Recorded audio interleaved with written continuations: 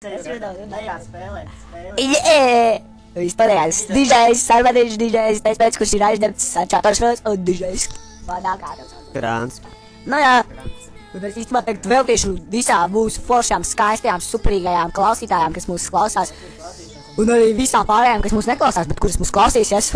Jūs vienkārši esat tik suprīgas. Visas meitenes ir vienkārši apbrošas.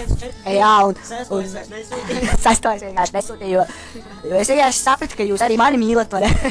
Beidzot, bet tu nekur ielēt, tikmēr, kamēr es te runāju savu deju stāstu, kaut kā īstenībā es nemāku dzejot, vai ne?